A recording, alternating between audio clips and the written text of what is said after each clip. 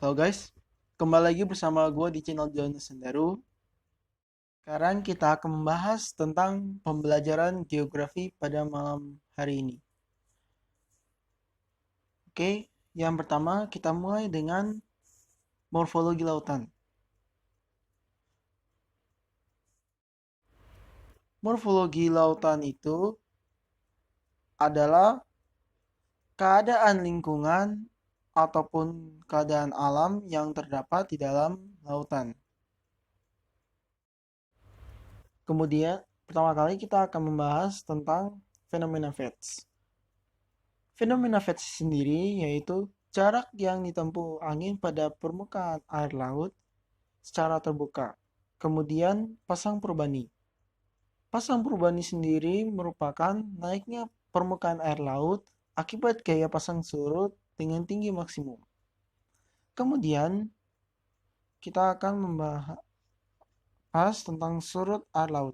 Surut air laut yang sangat besar dipengaruhi oleh kedudukan matahari, bumi, dan bulan pada saat membentuk garis lurus. Karena hal itu disebabkan karena kedudukan matahari, bumi, dan bulan secara sejajar sangat mempengaruhi pasang surut air laut.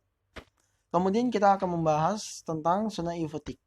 Zona eufotik merupakan zona di mana sinar matahari dapat menembus laut dan cukup intensitasnya sehingga organisme dapat berfotosintesis disebut zona eufotik. Ya, seperti itulah. Kemudian kita akan sedikit menyimpang dari pembahasan geografi.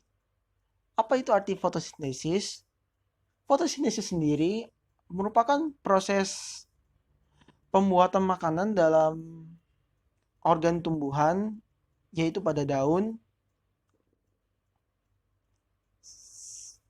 yang memanfaatkan sinar matahari dalam pembuatan makanannya.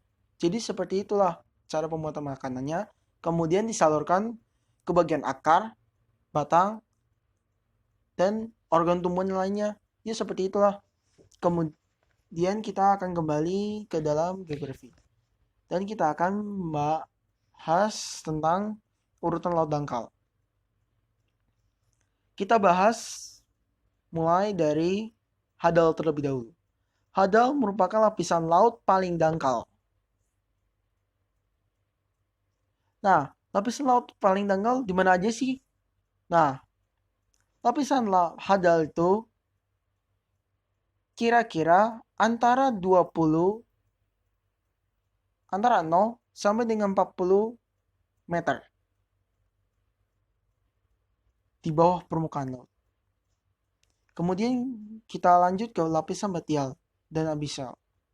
Merupakan lapisan tengah pada lautan. Dan paling dalam yaitu lapisan neritik. Lapisan neritik itu adalah lapisan laut dalam dan lapisan terdalam laut dalam yang pernah ada yaitu Palung Mariana.